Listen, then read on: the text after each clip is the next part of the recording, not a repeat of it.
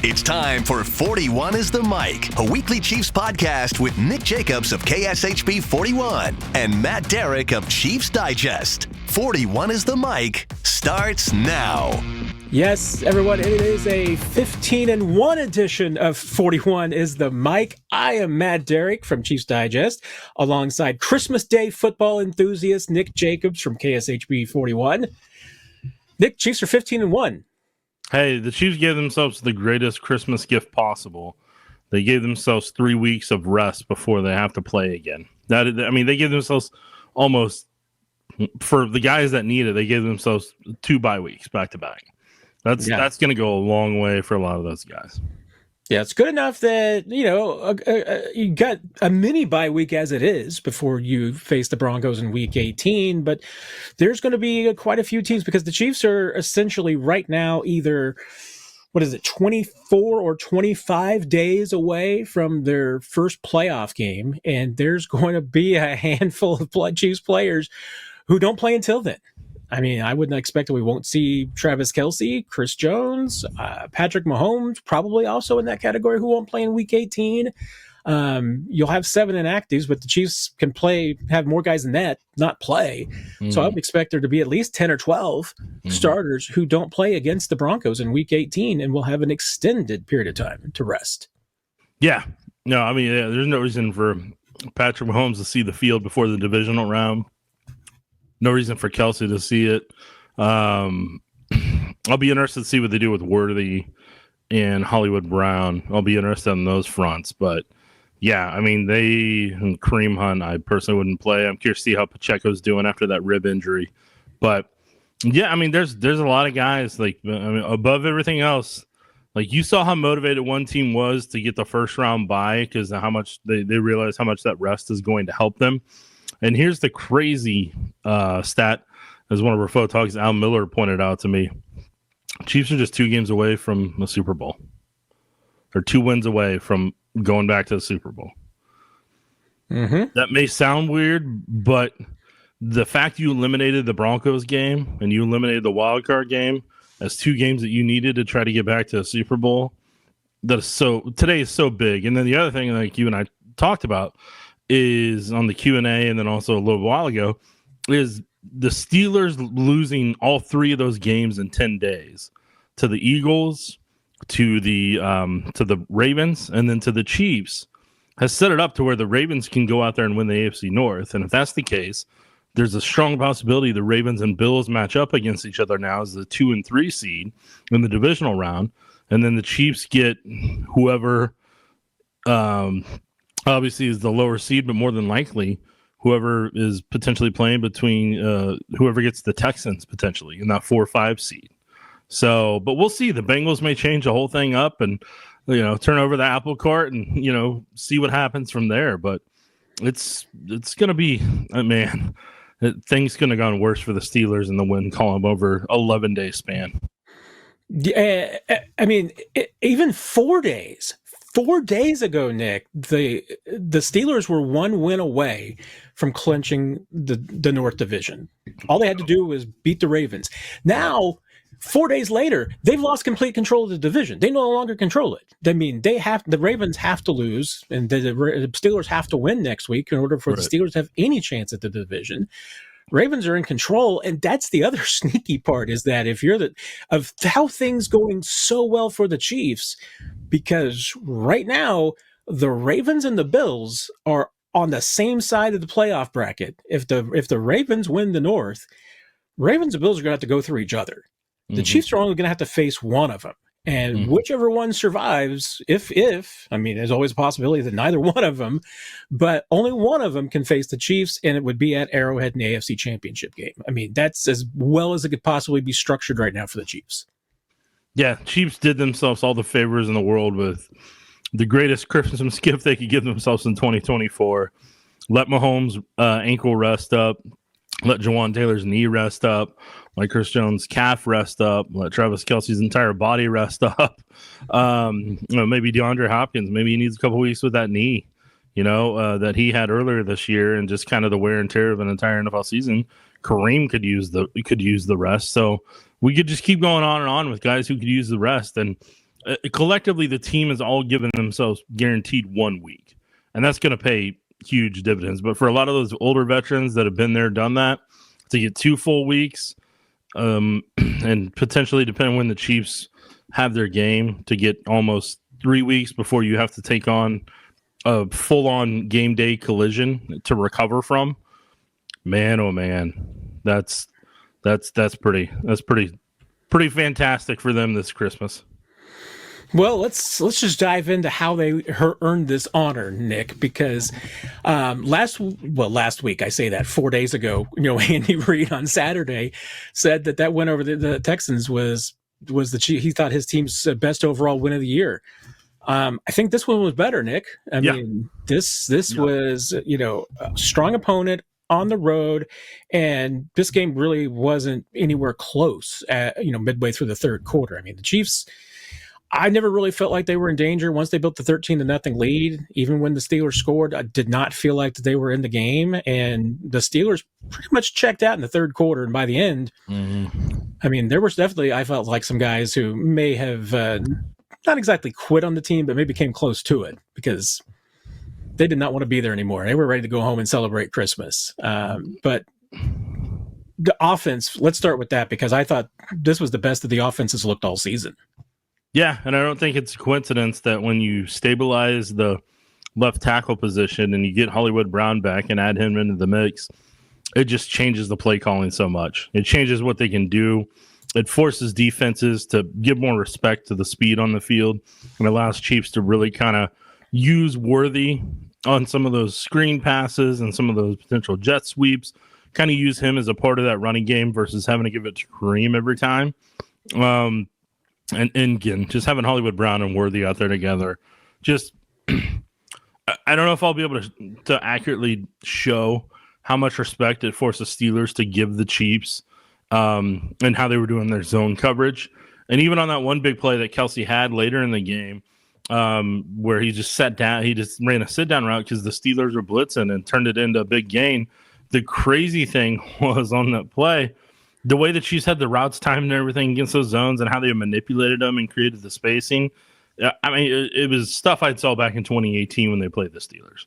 And it was still working against them. So, the Steelers got out-coached on that front. But the funny thing was on the big Kelce play that got him near the end zone before I think he scored before he scored the touchdown to go ahead, to give him go ahead of Tony Gonzalez in franchise receiving touchdowns.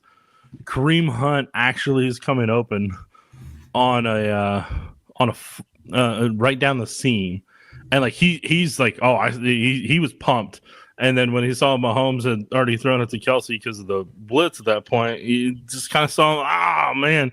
But there was two routes were wide open because of how well they timed it and schemed it, and how much the Steelers are having to respect what the Chiefs had on that football field. So, man, oh man, we just hope Hollywood can stay healthy, Xavier can stay healthy throughout whatever playoff run the Chiefs have, because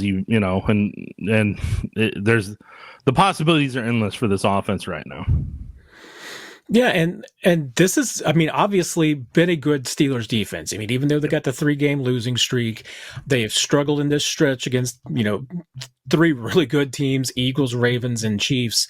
But this has been a good defense most of the season. They're a physical defense. Didn't really look that physical today.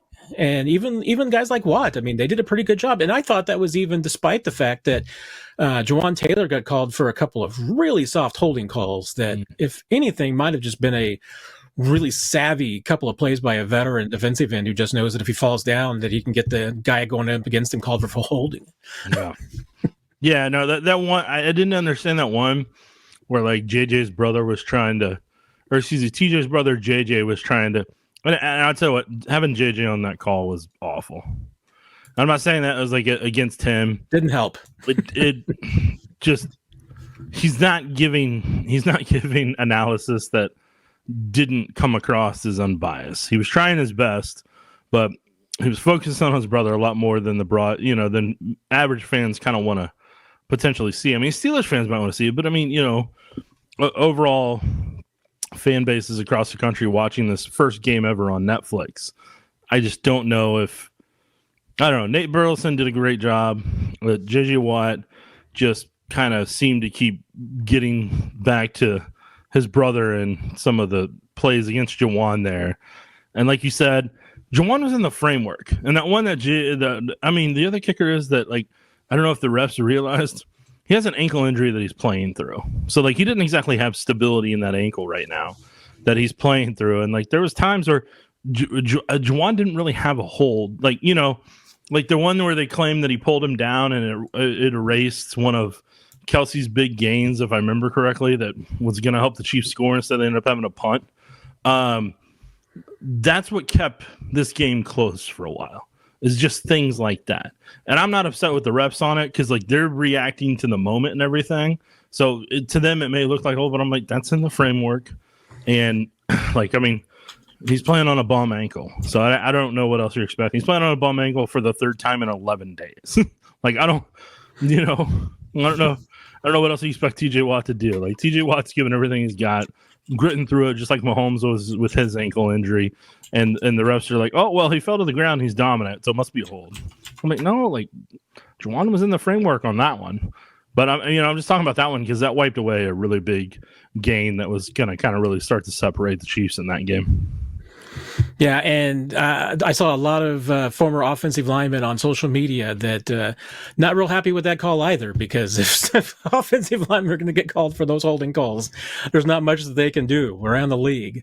Putting a bow on the offensive performance, yes, the triumvirate of Kelce, Hollywood Brown, and Xavier Worthy, 20 catches for 209 yards today. Unreal. I mean, and we're not even including Diop in that mix. And, and honestly, I mean, he's part of it too. I mean, and this is why this is starting to remind me a little bit of 18 and 19, that when you had Tyreek Hill, you had Sammy Watkins, you had Demarcus Robinson. If you've got four threats on the field at any time who can be 100-yard receivers conceivably, pick your poison. You can't double team them all. You're going to end up with players in single coverage, and sometimes it might be all three of those guys are in single coverage. That to me is it's a recipe for disaster. I mean, and that's the thing, is that the Chiefs, you've noted time and time again that the Chiefs have had the distinction of playing every single one of these playoff teams, but not that many of them. I mean, the Steelers are really probably, and the Texans are maybe the only ones that will have been able to say they faced the team with all three of those guys in the field. Ravens didn't see it. The Broncos aren't going to see it. I mean, the Chargers, Bills did not see it. So this is going to be a different Chiefs offense in the postseason than what most of these teams saw during the year. That's 100% right, Matt. You are spot on there, sir. Like, I mean, the Ravens at least got to see Rashee Rice. Obviously didn't see Hopkins on the Titans at that time.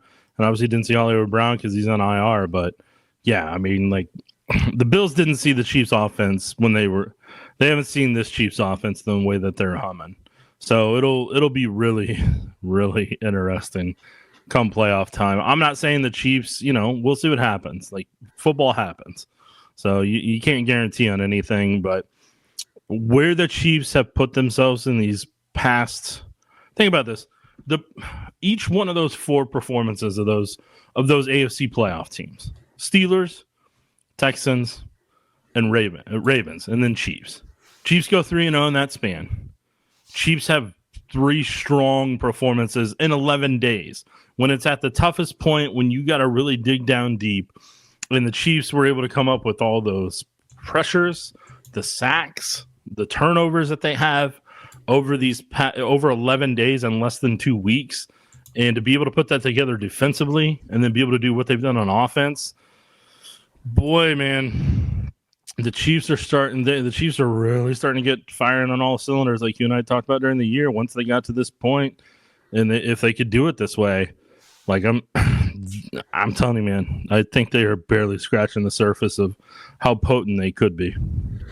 The only blemish on the record today, and I mean, it's the ground game wasn't tremendously productive. I mean, Hunt and Pacheco to combine for 38 yards on 15 carries.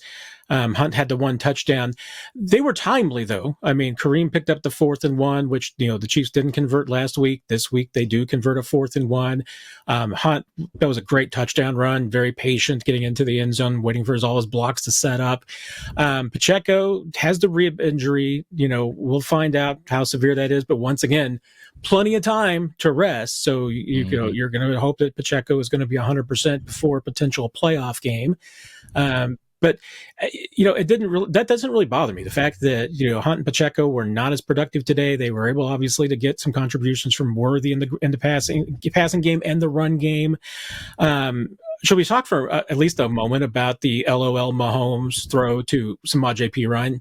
Sure. And just the ridiculousness of that play and Mahomes' vision, his ability, and just his thought process. He's like, after the game, he said, yeah, I mean, Samaje was on the ground there, but I knew he had plenty of time. He was wide open. And if I just threw it in the air enough, he'd have time to get back up and catch the football. And it's exactly what happened. No, Mahomes is going to Mahomes, man.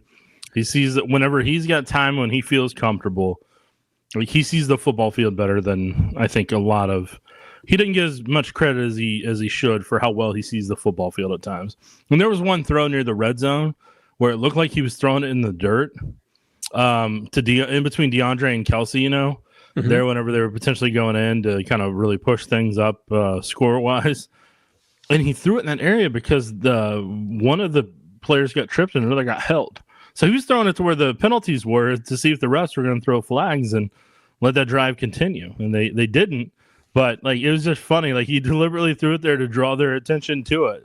And so people are going to see there, oh, that's a bad throw. I was like, no, he knew the play wasn't going to work because of those 2 penalties that were happening right there where they were probably the primary targets.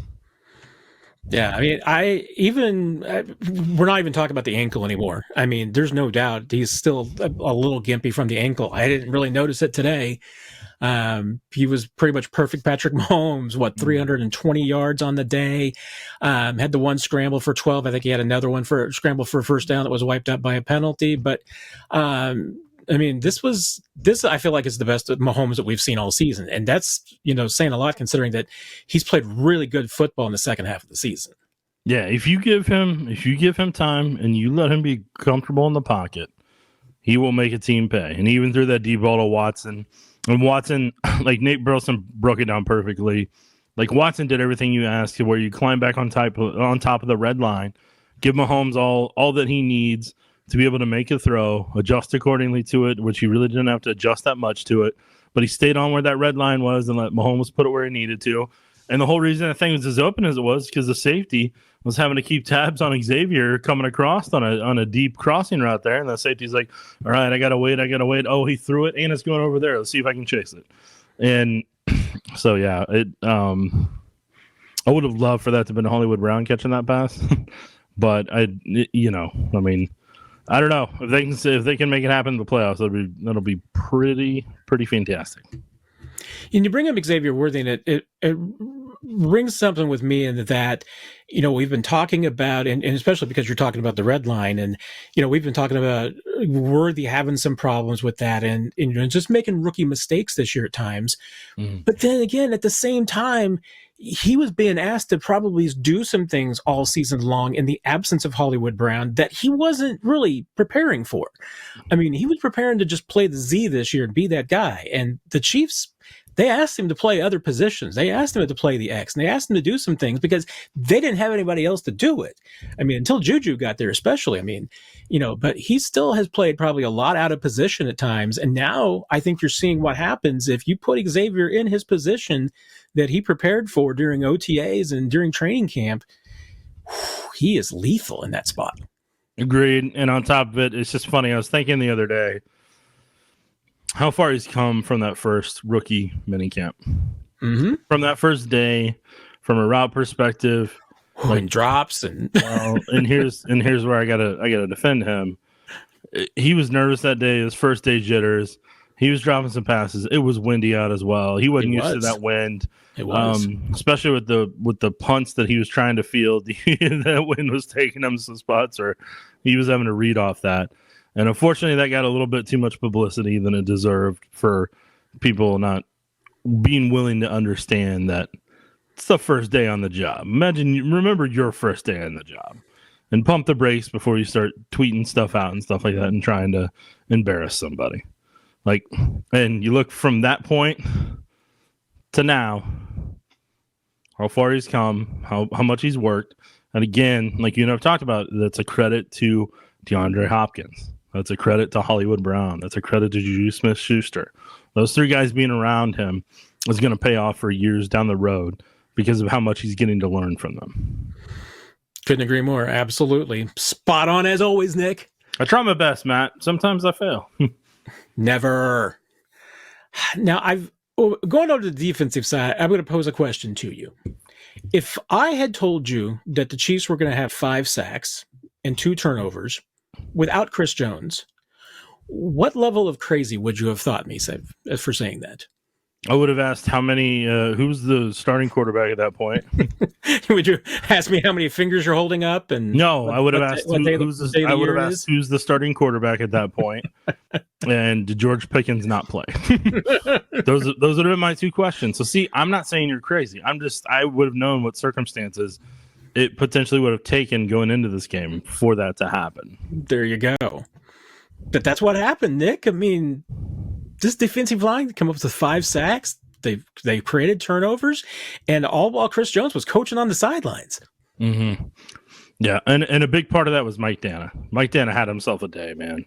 Like at one point when he did the forklift, and you just see the tackle or tight end's arms going up, and then he rips by him and gets through for the sack to set the tempo. When Russell fumbles the football, Karlaftis, I think, had that sack. Karlaftis was screaming around the corner. Mike Dana was just bull rushing people like Mike Dana of old before the pec injury. And he was really, in my opinion, Mike Dana is who really picked it up today and really kind of helped in the absence of Chris and kind of created a similar impact to what Chris would in terms of collapsing the pocket. Didn't do it as quickly. Isn't gonna, didn't necessarily command a double team, but he really, I thought, just really showed up when his team needed him the most in this game to really kind of establish wherever he was playing at it, end or tackle during those times. He really kind of established his presence and his authority, and at times he helped some of his teammates be able to kind of do what they did. And, I mean, Mike wasn't alone. Obviously, he had a good day. You mentioned Karlaftis. Wharton had a sack. Felix Anudike-Uzomah got involved in everything. And I haven't seen the blitz numbers. It didn't feel like that the Chiefs were even blitzing that much. No, they showed a couple times. Bolton had one of his pass deflections off one of those blitzes. And I mean, they showed it a couple times. There was one time, man, I did not like the blitz that they had because they blitzed and then they dropped Mike Pennell into coverage. And I was like, no. That was even after I think Mike Pennell came back into the game and with the little hamstring tweak. So yeah, no, I was not a fan of him, of that poor guy having to do that. Chris Roland Wallace led his team with 10 tackles today. Pretty interesting to me. I mean, but this is consistent. I mean, what we've seen when he's played is that Chris Roland Wallace seems to be around the football. He's got a nose for it. Him and Jaden Hicks both had pretty good days. Like Jaden Hicks had some impact plays, kind of really some of the hits he laid just kind of really showed some authority. Didn't obviously like the penalty, but yeah, I was pleasantly surprised with what Jaden was able to do on a couple of those hits when he came up there. Matt, here's a fun stat for you. I was trying to look up blitz numbers, but I came across something that's even more interesting, if you're ready for it. Lay it on me. So the Steelers pass rush on defense generated 17.9% pressure rate. It was their lowest of the season. TJ Watt had 0 pressures and 31 rushes. That's crazy. It is crazy. Joe Tinney on 21 pass rushing snaps did not generate a pressure when Highsmith was lined up against them. That's really good. That is very good. Yeah. Interesting. I mean, that goes back to the Chiefs' offensive line getting it done today, and the Chiefs. One of the biggest reasons why they won this game is obviously they dominated on both sides of the football, and especially along the lines in the trenches. Yeah, 100%. Like they O-line, D-line, it's everything you can ask for in the circumstance and situation. Like I said, Mike Tanda just had a fantastic day. Felix had that good rush that created that sack like you're talking about. Wharton was consistent throughout the day, and George was playing like his hair was on fire at times. So, across the board, D-line did everything you could ask of them, and occasionally they rotated some guys in, try to keep them as fresh as they could. But not the Steelers getting over 200 rushing yards today. In my opinion, a big part of that was purely because Chris Jones wasn't out there to take on doubles. I know it sounds weird, but if Chris is out there taking on doubles and Pennell's taking on the other doubles in the run game at that point, between the two of them, they're occupying 4 blockers, and they not having that presence out there kind of simplified things for the Steelers to be able to take advantage of it. But, hey, if you told me going into the game Chiefs were going to be 3 of 10 on third down, give up 200 rushing yards, I would have thought the game would have been closer than what it ended up being. You mentioned one thing that definitely needs to be cleaned. Well, it needs to be cleaned up. The Chiefs remarkably had 3 penalties today for celebrations and for taunting. And one of them, legit. Jaden Hicks, you can't do that. You can't stand over a guy and do the thumbs down. That's going to get it every time. But Jaden Hicks plays with a ton of emotion. And if this is the corrective penalty that he needs, is just to make sure that he doesn't do that at the wrong time, lesson learned. That's great. Good opportunity for him to learn it at a low impact opportunity where it's not going to make a difference. Right. And nobody cares about Travis Kelce getting a 15-yard flag for doing the Tony Gonzalez dunk. It's just another ridiculous thing in the NFL about why that you can't do that. And especially in that situation, just let it go. But I get it. It's the way the NFL is. It's the no fun league. The other one with Xavier Worthy, any gun-related celebration of any kind, the NFL has made it clear that they're going to flag. So whether he was just showing a tattoo or not, I don't know, but the NFL is going to do what the NFL is going to do. But, okay, just make sure you don't do that anymore. Yep, 100%. Yeah, they learn the lesson from this one. And as the manager from Major League would say, don't ever do it again. Exactly. And, I know there was a lot of criticism in the special teams overall today because there were some penalties. Justin Reid had a penalty for jumping off sides. That's the price you're going to pay for Justin Reid blocking a field goal and everything that Justin Reid's done for that team on special teams. That's the cost of doing business. So that one does not bother me. It's going to happen on occasion.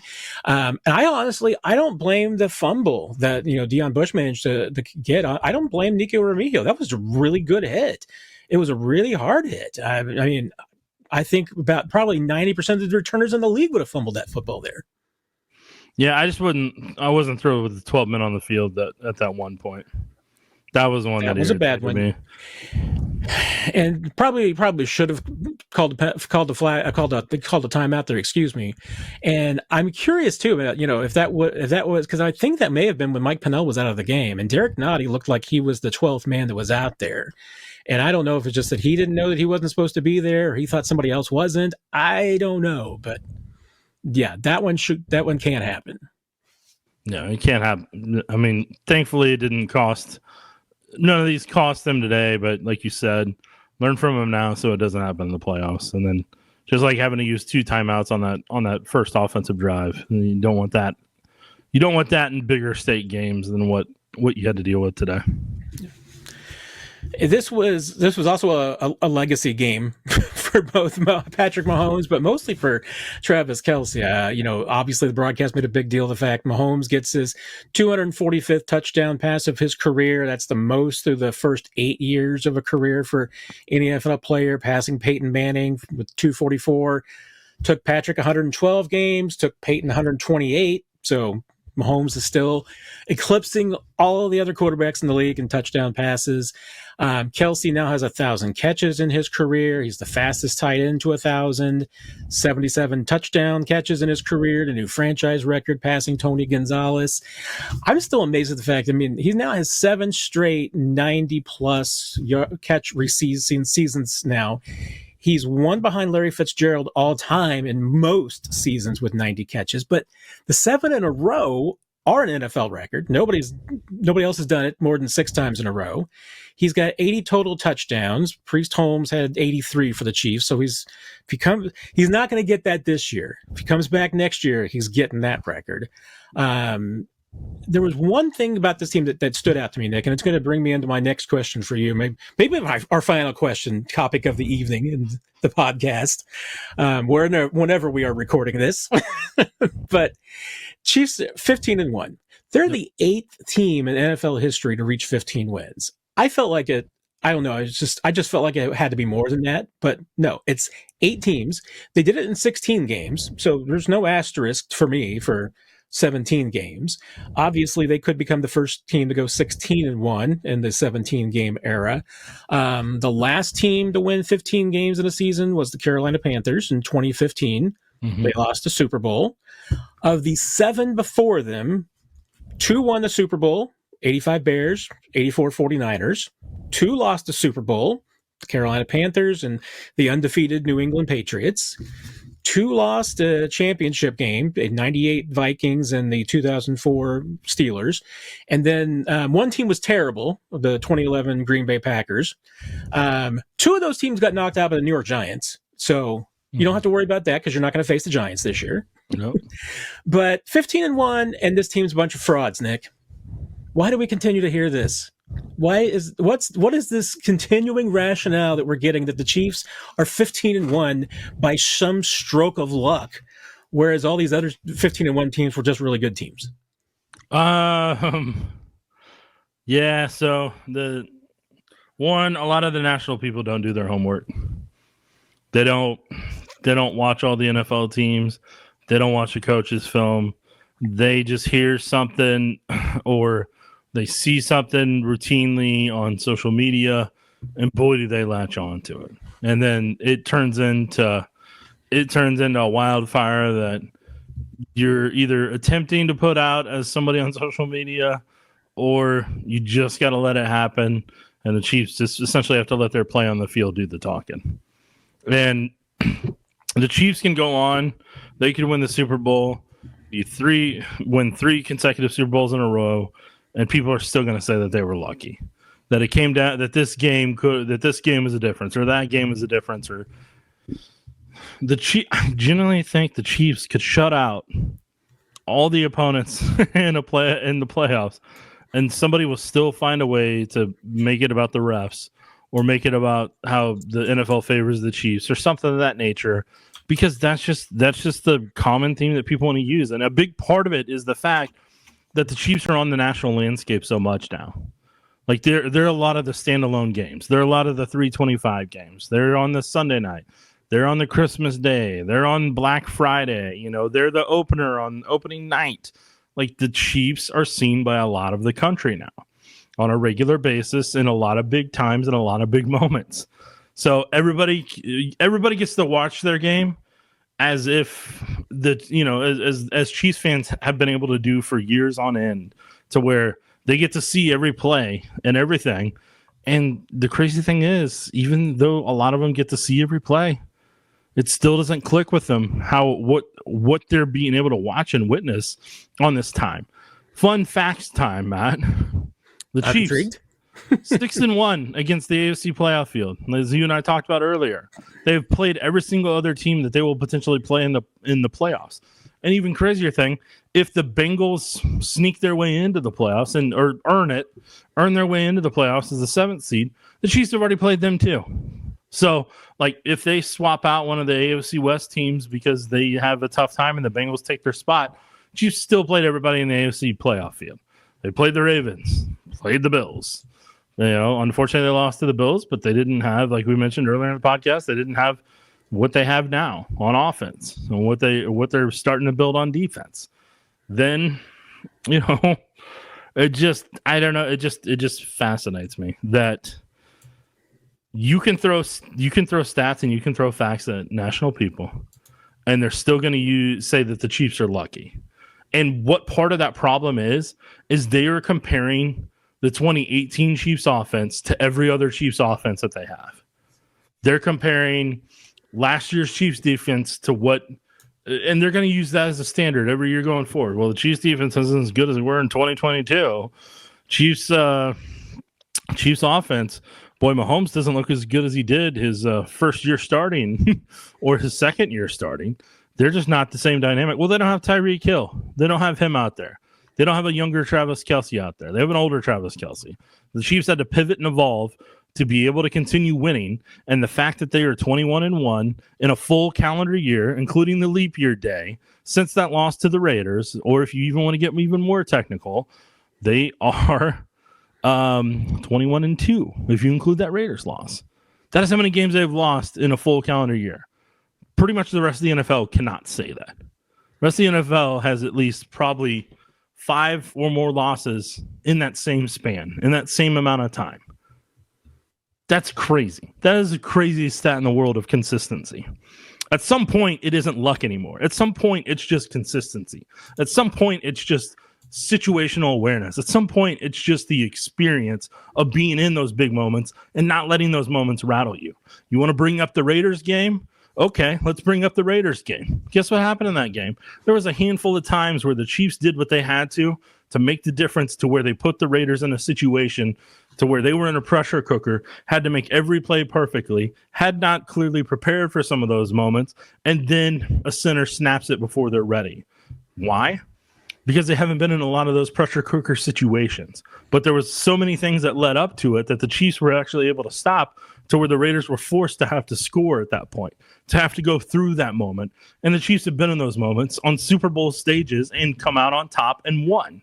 So, okay, the Chiefs field goal thing bounces in. The field goal bounced in that one Monday night game. You want to call that luck? That's fine. But the Chiefs still had to execute in situational spots to get down to that field in that moment to try to make that kick. And there's some plays, if they don't make it, if they don't convert, to get as close as they did for that field goal kicker to kick it and be able to bounce it in.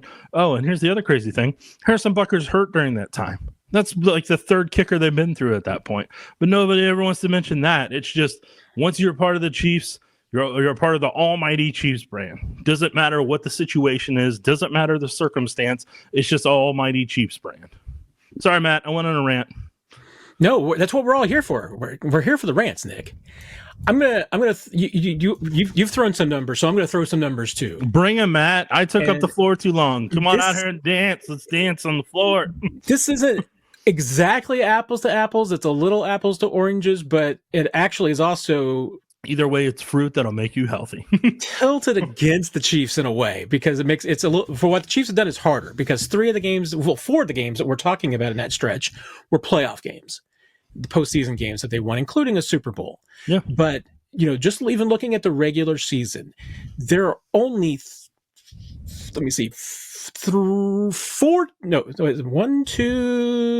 four, right? Oh, wait, 3. I'm sorry. Go back. I'm confused now myself. There are 3 teams in NFL history that have won 21 of 22 games in the regular season in some stretch or a span. The New England Patriots, 06 to 08, which I think we all generally agree was a dynasty era team, and that was a 16-0 team in that stretch. Yep. The 85 Bears, which encompassed a little bit of 84 and a little bit of 86, but they also won 21 to 22 regular season games and considered one of the greatest teams in NFL history. Mm-hmm. The 72 Dolphins, which a little bit of 73 in there as well to get there, but 21 of 22, the only undefeated champion in NFL history. And the 04-05 Colts were 21, and that was at a stretch where Peyton Manning and that offense was just absolutely unstoppable. Mm-hmm. And the Chiefs. Yeah. I mean, when you're talking about teams that have been able to go 21-1 in 22 games, those are the 4 teams that have done it, Nick. Mm-hmm.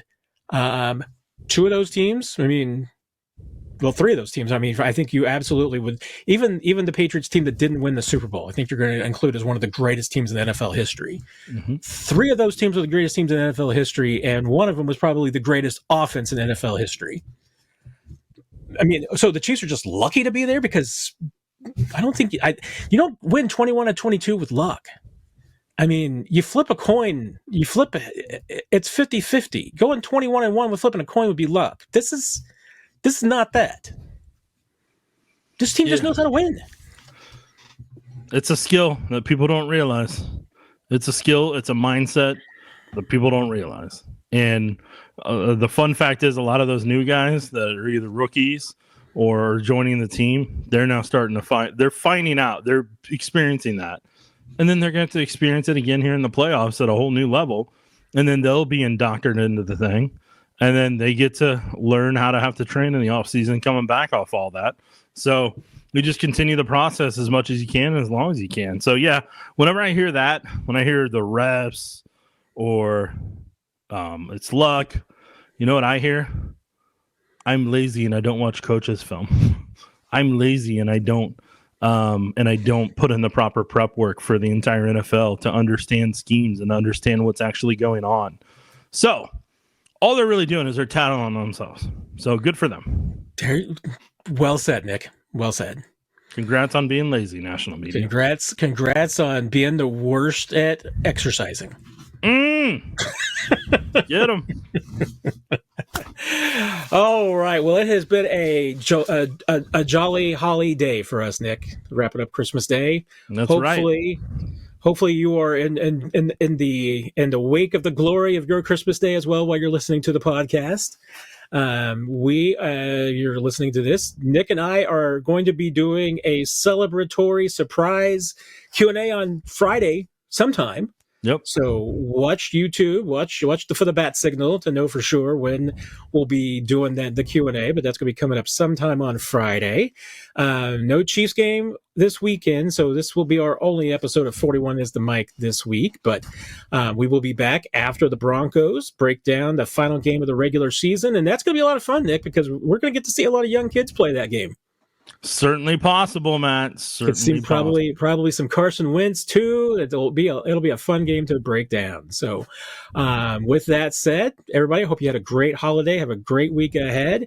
We'll be back with you. I guess if you don't join us for the Q&As, if you're just here for 41 is the Mic, I guess this is the last time we'll see you before the beginning of the new year. So, yep. So, hope you have a Merry Christmas, Happy Hanukkah, Happy Holidays, and like Matt said, if we don't see you until 2025, good luck to you all. You've been listening to 41 is the Mic, presented by KSHB 41, your home of the Chiefs and Chiefs Digest.